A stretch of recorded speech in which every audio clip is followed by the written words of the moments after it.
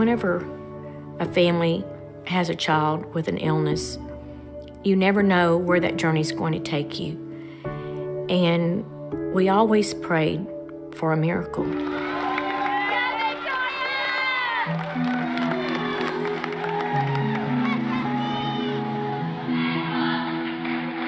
She was the flyer. She's the one that they would, get and throw into the air. She was this cute, petite, tiny little girl with just a head full of long, blonde hair. She wasn't afraid of heights. In fact, she wasn't really afraid of anything.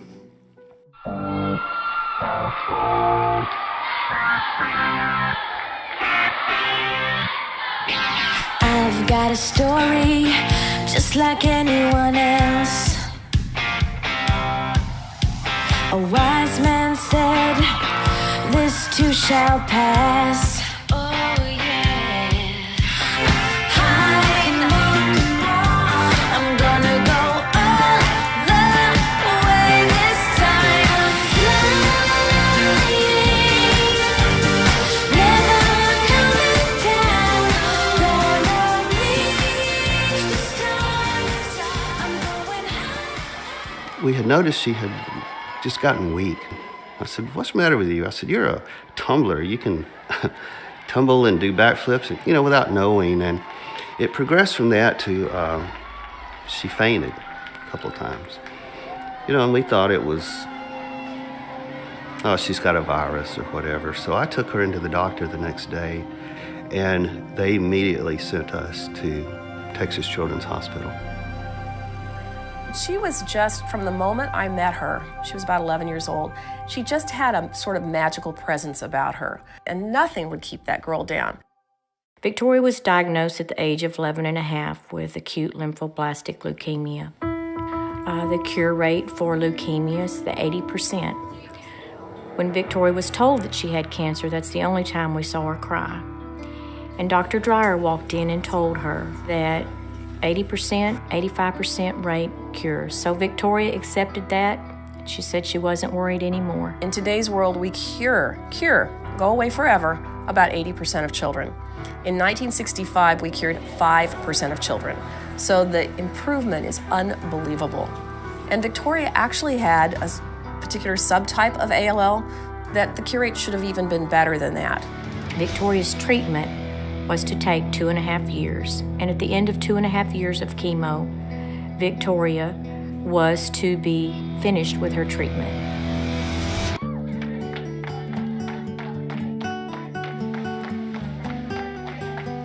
So during that time, she had some good days, she had some bad days. When she was sick, she still would put on her cheerleading suit and go do cheerleading. I have lots of pictures and important memories in my office, and one of the ones that I get to see every day is my beautiful picture of Victoria as an angel at our Camp Periwinkle.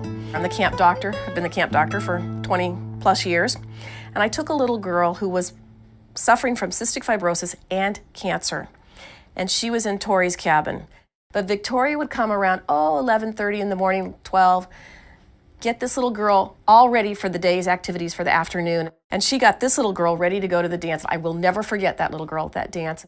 What a wonderful support Tori was, because without Tori, this little girl would never have had the camp experience that she did. She feels great. How does my heart sound?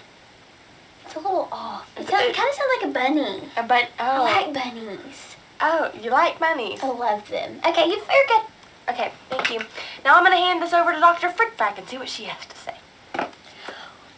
Well, what's your name again? My name is, Bunny McBunkbunk.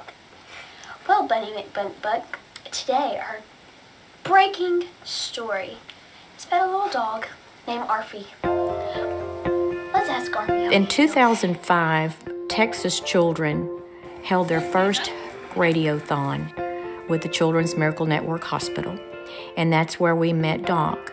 We were doing a radiothon at a radio station in Houston, Texas, and she was the kind of kid that you could hear her coming long before she got to your soundproof studio. She was very full of energy. She was just 10 or 11 years old and was already considered a long-term survivor of leukemia.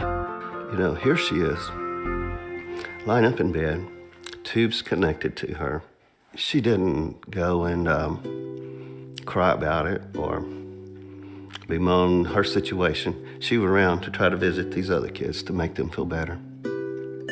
And I think that's really the legacy of her. At the end of 2.5 years, when Victoria's treatment was over, they performed another spinal tap and a bone marrow test. The Dr. Dreyer called us. I remember it was a Thursday, and she said, "I cannot believe this, but Victoria has relapsed." Because of the seriousness of her relapse, they told Victoria that her next option was to receive a bone marrow transplant. Our community really rallied behind our family and our church. You know, we even had signs, "Pray for Victoria." So it wasn't just our family, it affected everybody. And she made it through, and 9 months later, she relapsed again. Joellen called me, and she had just the worst news ever, and that is that Victoria's cancer had returned. So this was 3 times she was told that she had cancer. And so we began another journey to receive a second bone marrow transplant. Victoria at that time decided she was going to fight and entered the hospital for what would turn out to be an extremely long stay, many, many, many months. And so as a result of this extended stay, I saw that there wasn't as much for her to do as you can stay placated with as a young person. And he asked her at that time, he said, "Victoria, do you like to play video games?" She said, "I love to play video games." So I put the word out to a website that I worked with called Sarcastic Gamer, and the online community responded in droves. What I expected to be a couple of games that might come from here and there instead turned out to be things coming from all over the world. And we started receiving boxes of games.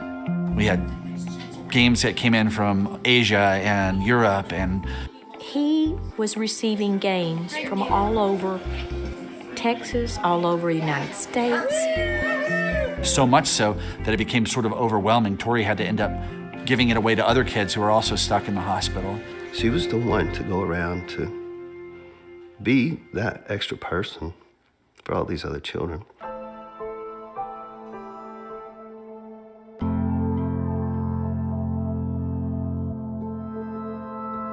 It just doesn't seem right that a child should be sick. It's not right that a child stay in a hospital and that they're confined to the hospital and their 4 walls and they're not experiencing the other things that children are doing. She couldn't be around other people that could have any infections. You know, when she was out, she had to wear her masks. During this time, Victoria contracted a fungal infection, which is from a very low immune system, and she had little to no immune system left. And I asked her what she wanted for Christmas, and she said, "I'd really just like to get out of this hospital and go see Christmas lights. Christmas lights are something my family and I go see together all the time, and I can't even leave to go see Christmas lights." We knew that during the final stages that we weren't going to have Victoria with us much longer. We were only outside for about 10 minutes, but it was a very special 10 minutes. It wasn't a lot of talking. We just looked at lights.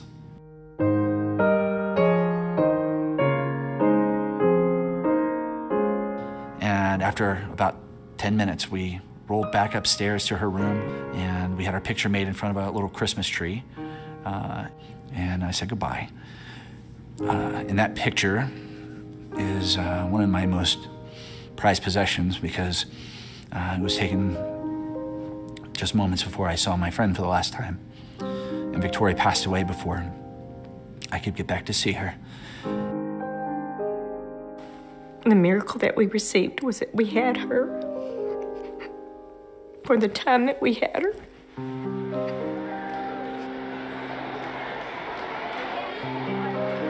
I brought her picture, and I just put that on the table. And I said, you know, this is what we look at every day during this radiothon, during this campaign.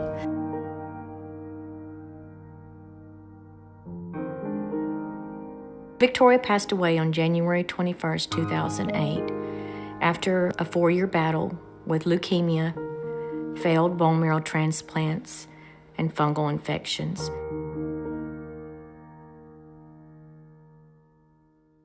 It was as a result of Tori's death, sitting at her funeral, that I made up my mind that I needed to be doing this, not just a couple days a year with a radiothon, that I needed to be doing this with my life.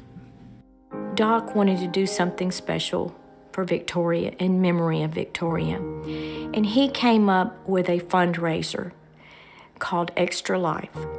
And this fundraiser would be for the gaming community.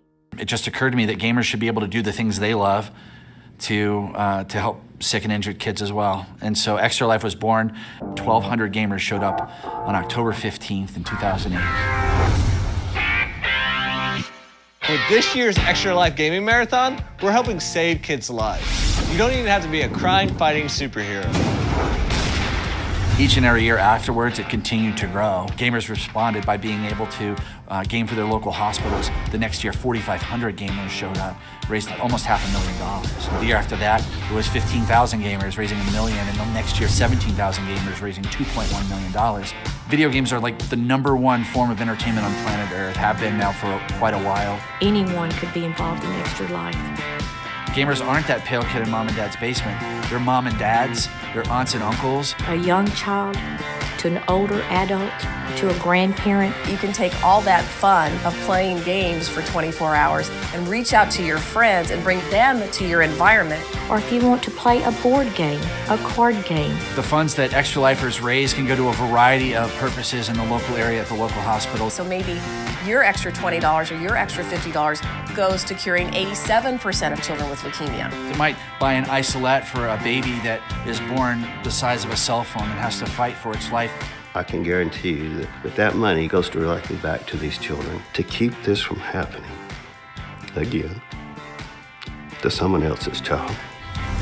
Getting involved with Extra Life is really simple. You just have to go to the website at extra-life.org, put in a few details in there, join a team if you'd like to, or create one. After that, it's as simple as fundraising with your friends and family. Let them know why you are doing this. They should know that the money you raise is going to stay local in your community. We never will truly lose Victoria because she will live for all of us through this.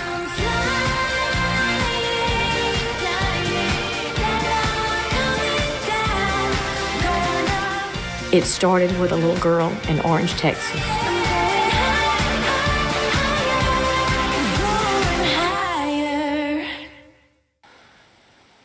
And I think that's all we have to say for today. All we have to say today, so we'll see you you tomorrow later at on news at whatever time it is. at Victoria's house. Bye.